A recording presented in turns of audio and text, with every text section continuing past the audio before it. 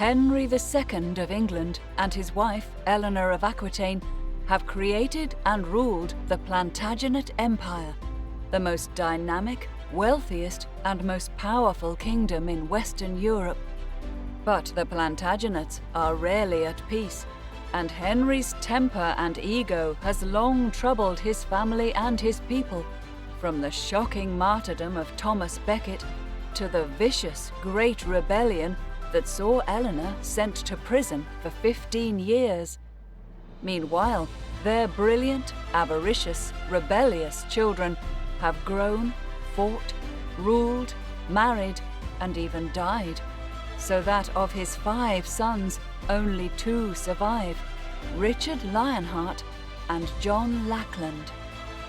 Now, as the 12th century enters its final decade, Henry himself dies, leaving his great legacy poised at the edge of great success or great failure. Here's the story of what happens as Richard and John take their turns on the Plantagenet throne. Welcome back to Season 3 of Lion's Forge. My name is Beckett, and I want to tell you a story. An epic true story of 5 kings and the Lion Queen.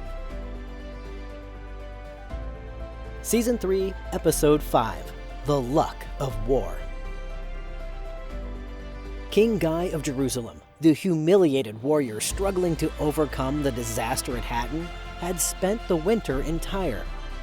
Even though Tyre's ruler, Conrad of Montferrat, was distinctly unfriendly, Guy had not been idle. Shortly after the equinox, the 50 warships he had been outfitting were silhouetted against the western sky as they made their way toward Acre's harbor. They weren't alone. Another flotilla of 50 ships, the Muslim Navy, came to meet them. Naval warfare in 1190 wasn't a matter of standing well back and using big guns to pound away at a distant enemy.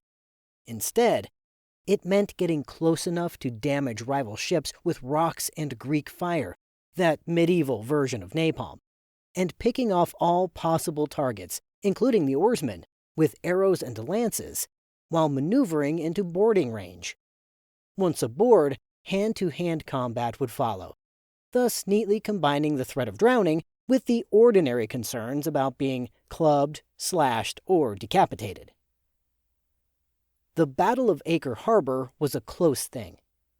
Knights on foot on a foundering half-burned deck fought like madmen to keep from being thrown into the waves, while a Saracen ship nearby groaned to an end, run aground, Crusaders standing in the tidal wash to slaughter the survivors. Many of those European troops had brought their families with them, creating a tent village north of the city. There's a story that when half-drowned Muslims stumbled ashore from a ruined ship, ferocious French and Italian women from the tents rushed them, stabbing and mauling, several holding a struggling Turk down while another clumsily sawed off his head.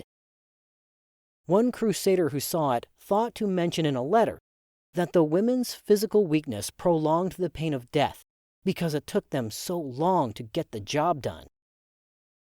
The battle was scarcely an elegant success for the West, but it did force the Saracen fleet to flee for its survival into Acre's harbor, where it was bottled up.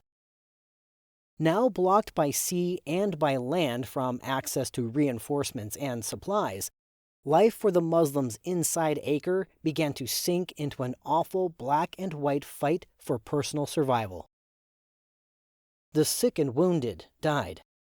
Women in childbirth died. Babies died. Children died. Old people died. Those who didn't die were terrified at the prospect of being forced outside the safety of the walls to reduce the number of mouths that had to be fed from failing supplies. Every animal that couldn't run or fly was killed for whatever bony protein it could give. Worst of all, there was no reprieve from the need to man the city's defenses day after day and night after night, even if you had eaten barely a mouthful since Monday. What it must have been like may be captured in the diary of a survivor of the horrific siege of Leningrad during the Second World War, who wrote, "I have wanted to write down what a person emaciated from starvation experiences. It's difficult to perform any sort of physical movement, even the most insignificant. Before turning over in bed, you take a long time to gather your strength. You procrastinate, put it off. In your mind, you repeat the necessary sequence of actions over and over again before actually committing to them. The morning arrives, and it's very hard to overcome your inertia, to get up and get dressed." Saladin tried repeatedly to break through the Crusader lines by land and sea, but his occasional success could not begin to slake the city's all-consuming need for unwounded men, clothing, medicines, new crossbows, leather sandals, unbroken cooking pots, and something to put in them. One clever Arab transport captain ran the sea blockade by pretending to man a European ship, going so far as to lash pigs to the deck in plain sight, since it was common knowledge that Muslims reviled pork. But even the ton of supplies his cunning brought in was gone as quickly as a drop of water on a red-hot stove. The Crusaders, on the other hand, were now having a better time of it. Once the battle for Acre's harbor ended, fire-warped wreckage slowly washing up along the coast, there was little immediate fighting on either sea or land, except to repel Saladin's relief convoys trying to slip into the city. New shiploads of Europeans arrived almost daily, along with fresh horses, flocks of sheep, salt-crusted sides of beef, boots, arrows, chainmail, linen tunics, laundresses, priests, spear points, and letters from home. True, you risked being hit by a stone catapulted over Acre's walls. You risked dysentery from bad water. You risked running into a Saracen raiding party. But compared to existence in besieged Acre, things were going quite well. Best of all, you enjoyed the assurance that the real mass of the Crusader armies hadn't even crossed the horizon yet. As Saladin had feared for months, the Germans under Holy Roman Emperor Frederick Barbarossa were on their way, rumored to number 250,000 rested, equipped, and well-fed men. The Sultan was grim-faced, grappling with what seemed likely to be a murderous two-front war, just barely clinging to Acre in the south, while preparing to fight the immense European army expected any hour from the north. The Europeans in their tents outside Acre were still outnumbered by Saladin's men, and had to fight on two fronts themselves, one against Acre's walls, still somehow defended by starving Muslim archers and lancers, and one along the Crusader lines that snagged across the plain in front of the city, staring right into Saladin's army. But the Westerners had constant access to the sea, along with the happy conviction that Europe was sending a gigantic force of infantry, archers, and knights from every city, castle, and market town of a dozen countries. The Muslims had nothing like it to inspire optimism. Acre was so completely shut off that communication depended on carrier pigeons, considered national heroes for their loyalty and bravery, and on teenaged boys who slipped off the beach at night, swimming like seals for Acre's silent harbor. Pressure on Acre was crushing. The Europeans had spent the winter building siege machines, using wood shipped all the way from the forests of France. Some rose 5 stories, tall enough that archers riding on top could see over Acre's walls, and so state-of-the-art that they repelled Greek fire, thanks to being sheathed in hides toughened in vinegar brine. These menaces smashed their rocky missiles into Acre day and night, killing archers on the parapets and pedestrians in the streets below.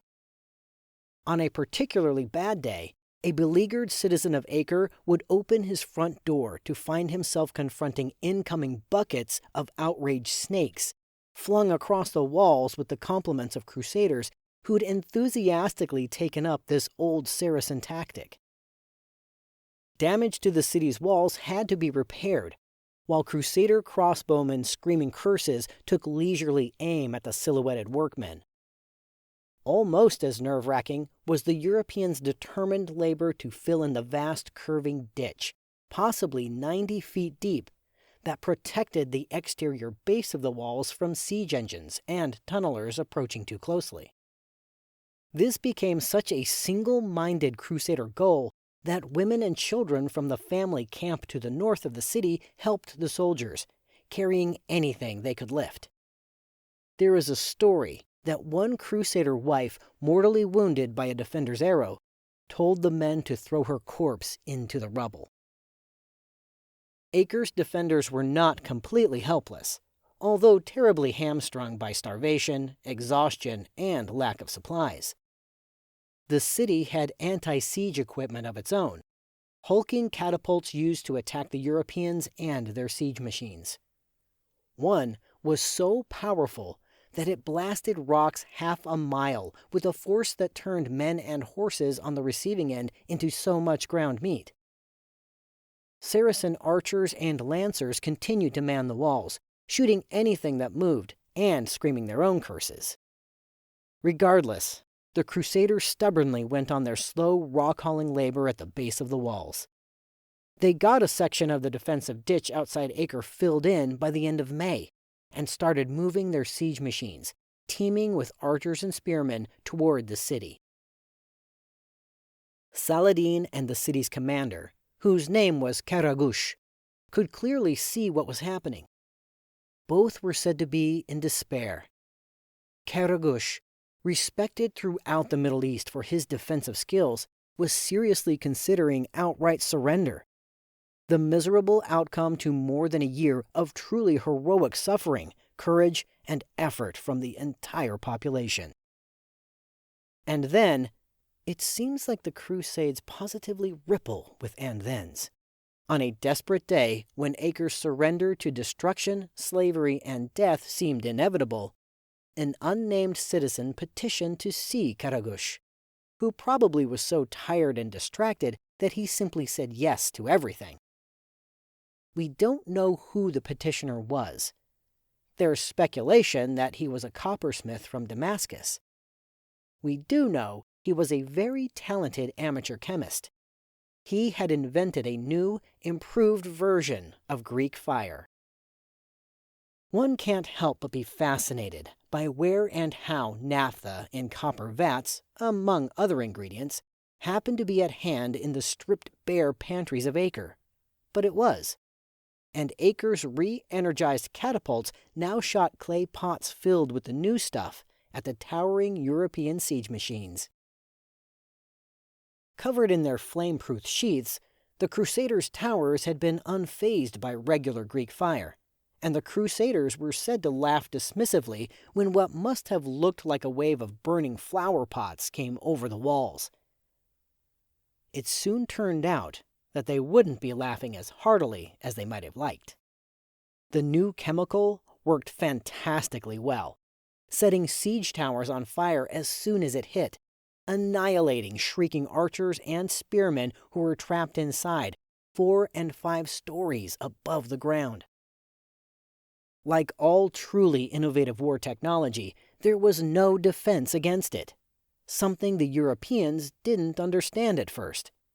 For a while, they stubbornly tried building ever larger siege machines, which simply burned more spectacularly.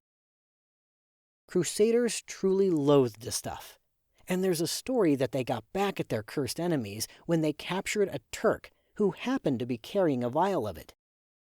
They stripped him, staked him out, and poured the contents over him, concentrating on his privates while he screamed. One little death still known to us more than 800 years later. The Muslims' dreadful new weapon wasn't the only ugly reality confronting the once seemingly invincible Crusaders in that summer of 1190. They tried to take the Tower of Flies, men from Pisa lashing galleys together and building a wooden siege tower on top. Their invention was burned to the waterline by Acre's defenders. The Crusaders tried to break into Acre's harbor with fire ships.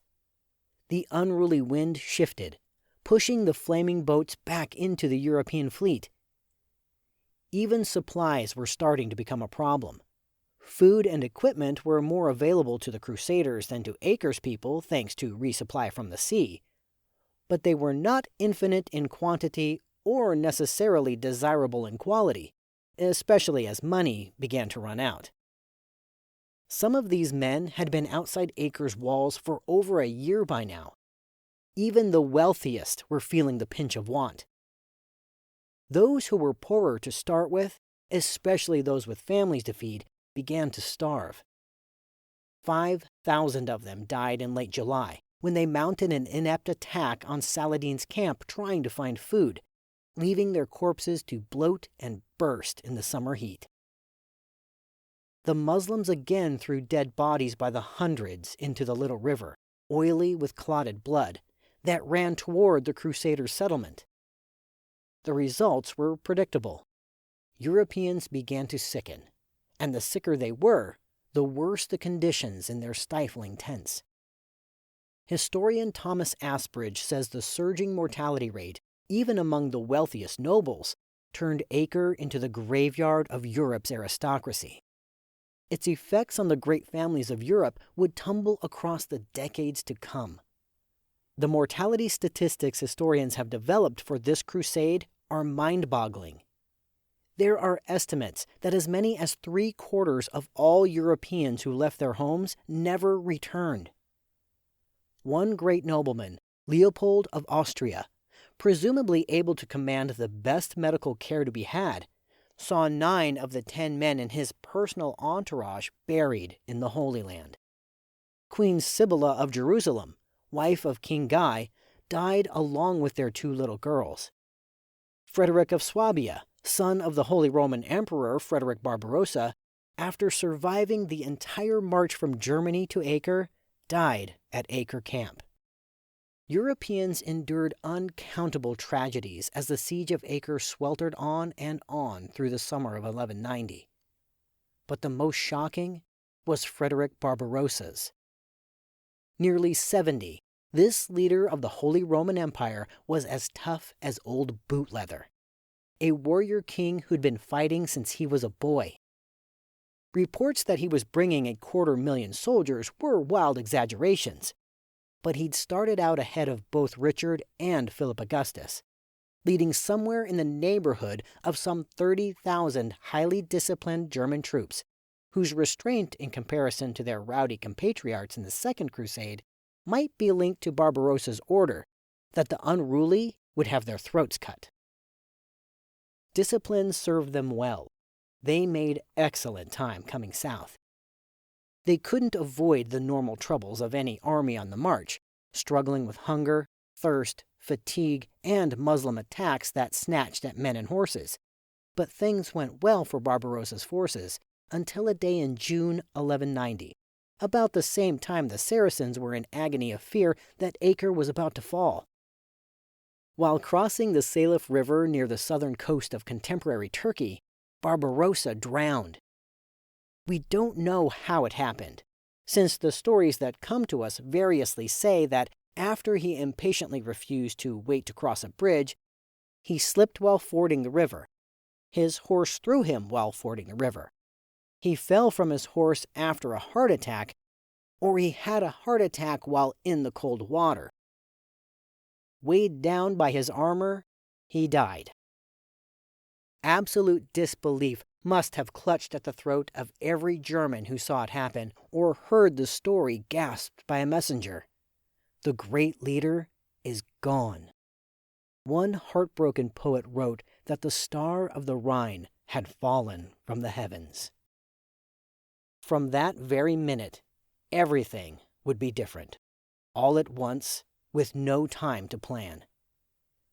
Barbarossa's son, Frederick of Swabia, 23 years old to his father's 68, immediately took charge. His very first act was to have his father's body recovered by tough infantrymen, who must have cried as they slowly carried it to the riverbank. Some of the Germans were so distraught they committed suicide. Others renounced their faith and gave themselves to the Muslims, convinced that God must have abandoned Christianity for such a dreadful thing to happen. Barbarossa himself would never make it home. His corpse would be inadequately embalmed and would stay forever in the Outremer. Even with their morale fractured, the Germans had little choice except to march unsteadily on toward Acre. The new commander, lacking his father's immense experience, decided to split the army into smaller units to make foraging easier. The Saracens, who had also heard of the great man's death, slashed in and out of the thin German lines, killing and maiming. Diseases came, dysentery no doubt, malaria, and other fevers besides. If you weren't dead and you weren't sick, desertion held genuine appeal as an option. The Germans were on the road for 4 more months. By the time Frederick of Swabia reached the Crusaders' camp, he had lost as much as 80% of his army. Ever since, the question of what might have happened if Barbarossa had lived to join Richard Lionheart and Philip Augustus has teased historians. As it was, the German disaster was so terrible in this age that attributed everything to God's will that people back home began to seriously question why a just God had allowed this mammoth blow to fall on God's soldiers, making their way to the Holy Land to fight God's war. To their credit, no matter how dazed by what happened to them during those months, the Germans had successfully accomplished one critical job. They kept Saladin off balance, convincing him he needed to be ready to grapple with Barbarossa's supposedly huge army. By the time the Germans joined their allies outside the city, it was mid-October. Perhaps elated by facing a far smaller force than he had feared, perhaps pressed by the desire to finally end the Acre deadlock, Saladin tried a major assault, clashing hard with the Crusaders near Jaffa. Neither side could claim a win. It was mid-November by now, an entire year spent and gone. Saladin sent his army home for the winter. He left both the city's defenders and their determined enemies shackled to their perfect stalemate. His men could rest. Everyone else could face a second winter on the plains of Acre. We've come to the end of our story for the time being. I am Beckett Arnold, narrating from the book Lion's Forge, adapted for us by the author Karen Markle-Knabb. Thank you to Francis Butt for voicing our introduction, and so much more. If you like what you hear, please give us a rating, follow our channel, and share us with your friends. Most importantly, please join us again November 18th for the next episode of Lion's Forge. Available everywhere you get your favorite podcasts, including on YouTube with video episode trailers. Visit us on Facebook, where you can ask questions, leave reviews, and interact with me. Until next time, thank you for listening.